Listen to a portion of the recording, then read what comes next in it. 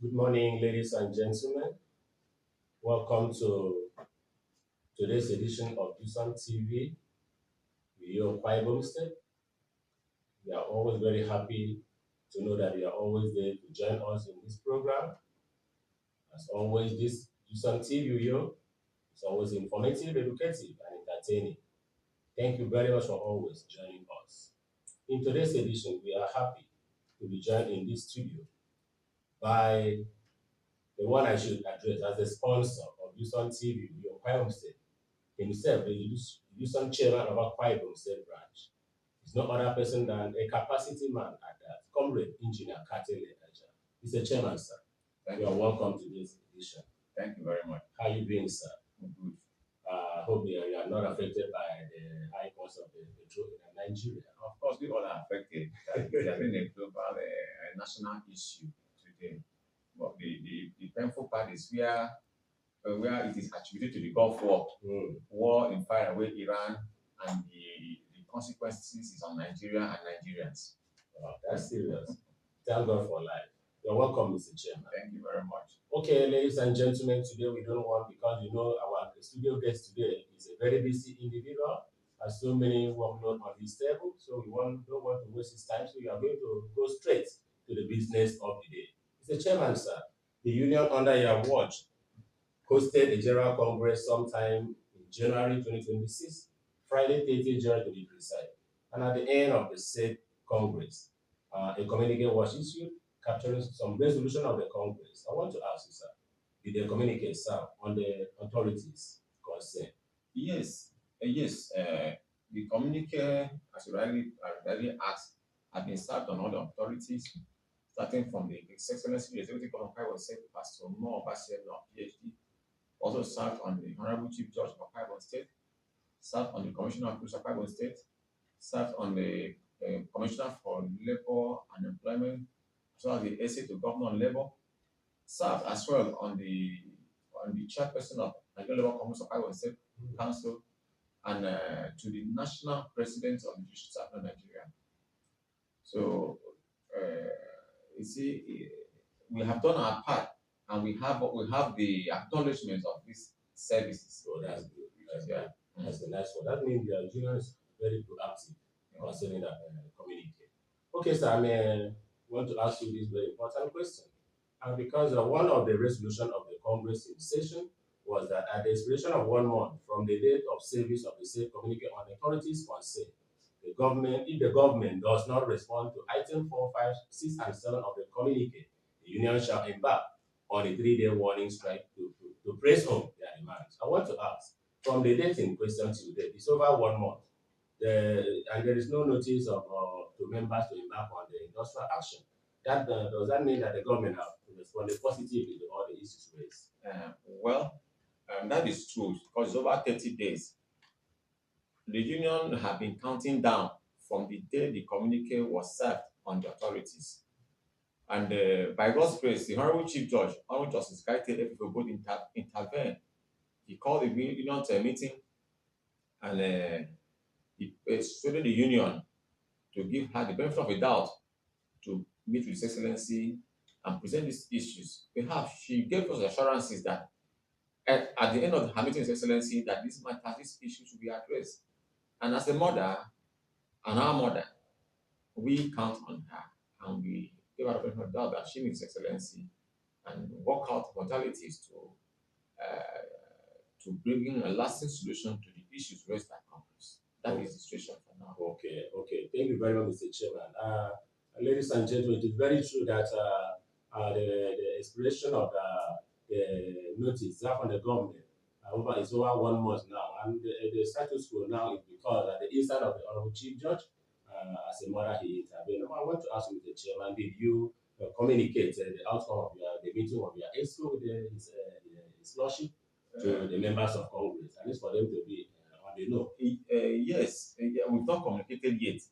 There are procedures we want to do that, to reach out to members of Congress, because the task was given to the ESCO to carry out the dissemination of information in respect to the communique, and ESCO has to meet to look at to appraise the outcome of the meeting my lord is before it will now get back to Congress. And ESCO is going to meet this afternoon. Okay. At the end of the ESCO meeting, ESCO resolution will be served on all our platforms for members' consumption, so that to know the concurrent state and the position of the union as it stands. Okay, Mr. Chairman, sir.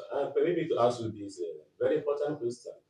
Is the national body of your union aware of all these issues affecting the welfare of your members? Are they aware? And if at all, have they tried to intervene? Yes, very, very, very well.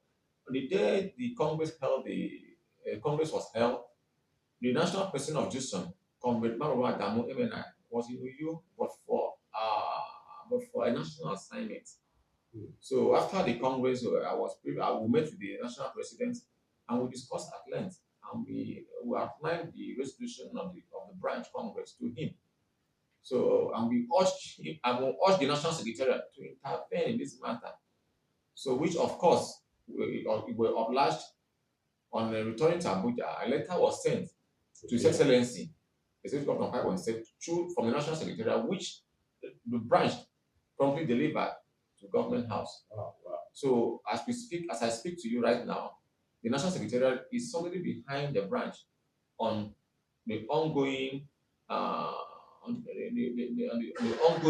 issue that is coming up to eat up the judiciary of a private state. The National Secretariat is aware, and they are ready, and they are on their toes to give us needed backing to ensure that the welfare of our members are well taken care of in our private states. Thank you very much, sir. Ladies and gentlemen, this morning we are on the session of this one TVO branch, Akwa State, and today we are blessed to have the chairman of the Judiciary Staff Union of the Nigerian JUSON Akwa State branch, Comrade Engineer Kateleya, the sponsor of this program, to be the studio guest this morning. So if you have just joining us, we have Comrade Engineer on live today, or at least to address some issues affecting the members of his union. Mr. Chairman, sir, let's continue. I want to ask you at least to let our listener to at least be remembered of some of those issues that the union under your watch are pressing home to get from the government. Can you just run down some of the pending allowances you want the government to do for your members? You see, on February 17th and 18th of 2025, the union embarked on a protest, which culminated in a roundtable negotiation where the union came out with an agreement. The first of the agreements was that the peculiar allowances applicable to members of the union will be increased from 30% to 45%, which of course was the first agreement reached. And that it took the union some months to press home that to press home that demand, to cause the allowances to be paid to our members, and that was supposed to take effect from 1st of April, but government later paid in August, which thereby we gave room to lingering arrears to be paid. So the arrears is one of the things we are pressing for today. And secondly, the union also signed a pact with the government to give approval for employment in the judiciary service. We all know in the judiciary that for over 12 years today, that 12 years now, nobody has been employed in the judiciary. And meanwhile, there are a lot of year in year, our persons are retiring from the judiciary service. Many retirements, either age or years of service, and of course, dates and which cannot be ruled out, national occurrences and so on. So, and government have been causing the employment of persons into other sectors of the service, but in the judiciary there have been none, and this has adversely affected the workspace of the judiciary. Where you go to some of our courts, it has become a challenge that because of lack of manpower, we have been suffering menace of insecurity. In a whole court, you have only one staff working.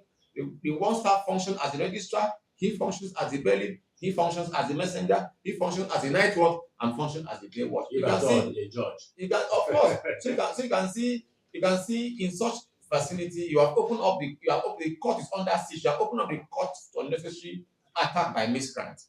So these are issues that the union has raised and has, government, in all fairness, signed into that, join the union in that agreement that they will ensure that those vacancies are filled up, so that it will check, it will going to check occurrences like this. But as we speak, that has not been done. We only heard that it's in process. Those are one of the things the union is pressing for. And moreover, there are a lot of allowances that are left.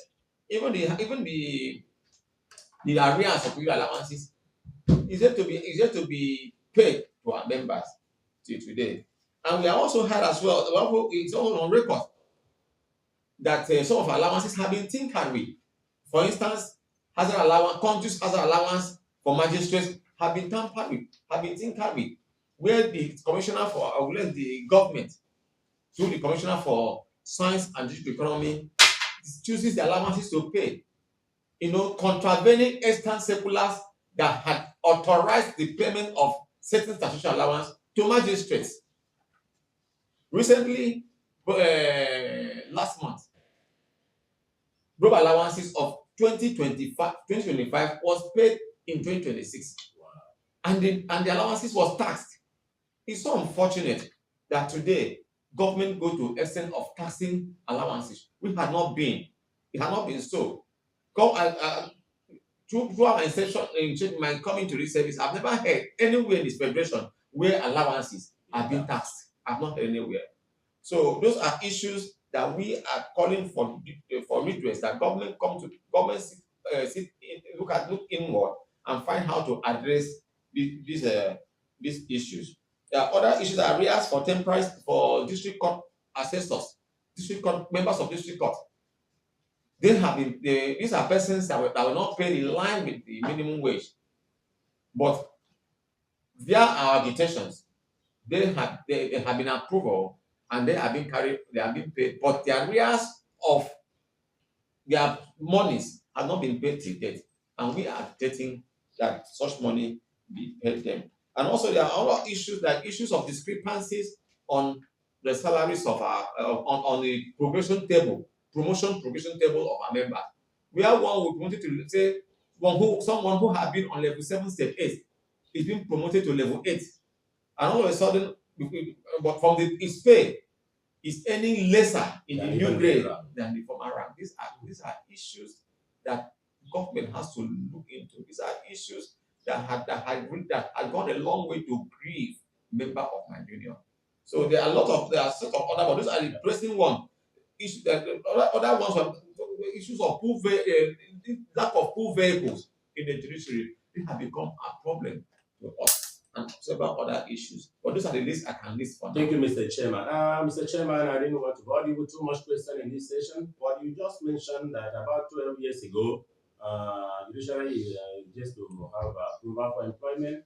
Well, we heard on radio some times ago that His Excellency the Governor have given approval for employment to take place in a time. We said that not just been implemented.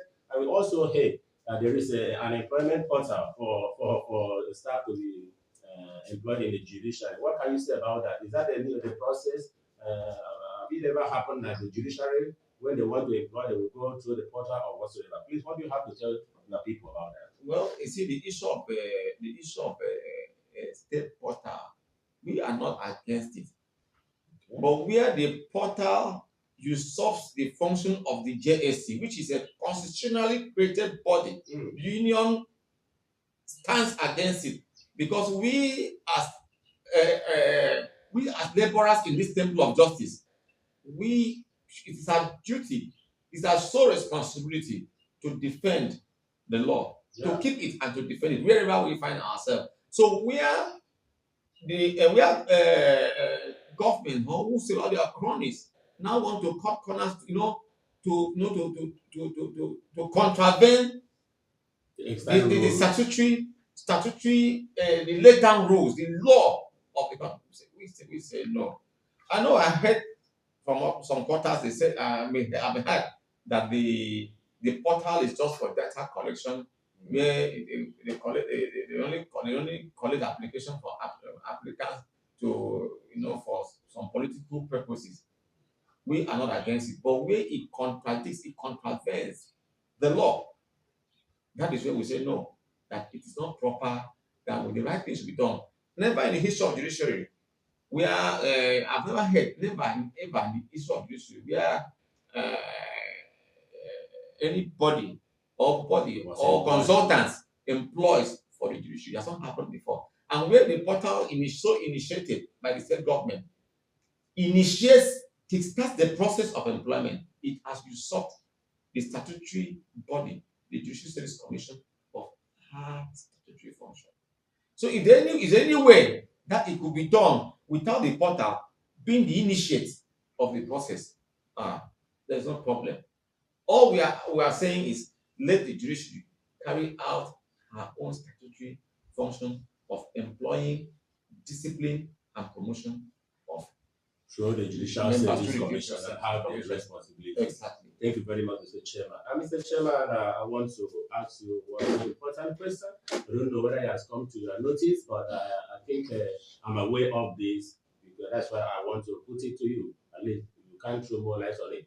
A situation where members of your union is promoted to a new rank over 2 years and they are still receiving salaries in the old rank. What is the union doing about it? You know, for instance, you got your promotion in 2014 and up to 2020, you are still receiving salary of the last round.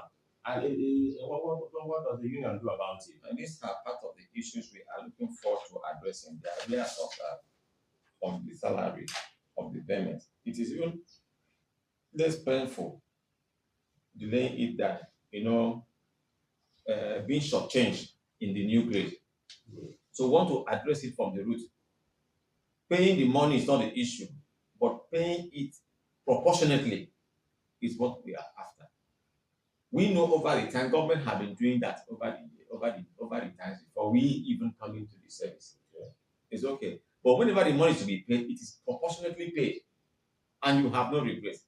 But where you have waited over the years, any salary on the former grade level, and when the time comes for you to begin to enjoy your new grade level and you are shortchanged, you can be demoralized, you can be demotivated. So these are issues we are looking at. Say no, if you have been there on your former grade level and you are being promoted and you are kept for a longer time before you begin to enter on your new level, you should be paid proportionately. Sure. And nothing more. That will go a long way to boost one's morale in his in your attempt at your duties. Thank you very much, Mr. Chairman.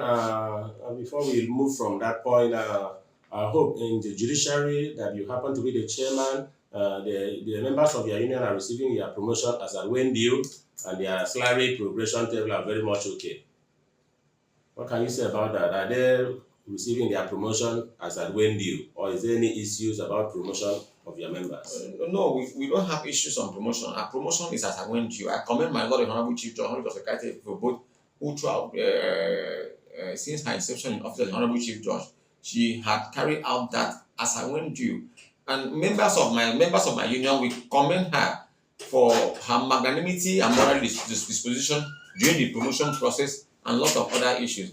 So for the timing of promotion, she's up and doing. Promotion is released as I went due. Just that the payment, the payment from the agencies involved have been delayed most times. Okay, Mr. Chairman, thank you very much. Quickly talk about the composition of the Judicial Service Commission.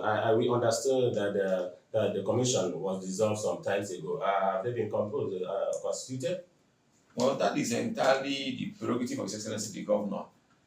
Information reaching us in the union is that the Governor is working on reconstituting the commission. Okay. So we see within the ambit of His Excellency's power. So we are still waiting for him to take action on that. Thank you, Mr. Chairman. A very quick one before we call it a day. This is March, the month of March in the year 2026, and in less than 1 month, the workers internationally will be celebrating 2026 Workers' Day on May 1st, to be precise. My question to you, Mr. Chairman, what is the preparation made by your EXCO towards the upcoming Workers' Day?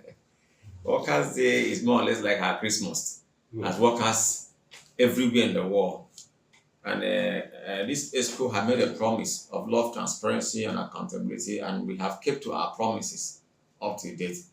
We made it known to members of our union from inception of our administration that we will continue, that we will always will give out workers' day uniform every other year. We did that in 2014, 2024, and we skipped 2025, and we are giving 2026 today. The 2025, we made calendar and we ensure that it gets everybody. We made a promise that whatsoever we are giving to our members must get to every financial member. Even if we are sharing a pin, the pin must go round to everybody. This very year is quite a unique one. Congress has adopted uniform for use, and ESCO has gone a long way to make arrangement for that, for the importation, not just by importation of those uniforms from China. Those uniforms are here in the headquarters, and very soon, by next week or in 2 weeks' time from now, it's going to get to the domains of all our courts in the Mr. Chair, I hope the uniform are secured, though. This one you are saying is within the headquarters. I hope the uniform are secured because I don't want to miss one of them. No, be rest assured that the uniform are secured, and we'll make sure that coordinators of our union in the various divisions are well members of their own uniforms. Thank you, Mr. Chairman. The last one, sir. Today's edition has been a very informative, educative session. Today, Comrade Engineer Katile, the Chairman of Judiciary Staff Union of Nigeria, Akwa Ibom branch, was our studio guest, and by extension, the sponsor of USAN TV, Akwa Ibom State. I'm very happy that you were there with us, you followed us. Please, for your patronage, we want to appreciate you and also encourage you to continue to follow us on YouTube. You are going to see USAN TV. You are going to have more information concerning the workings of the judiciary and USAN in particular, as far as that TV station is concerned. Thank you so very much. My name is Comrade Ubong Tem, the anchor person of this event, and by the special grace of God, the PRO of USAN, Akwa Ibom branch. Thank you for staying with us.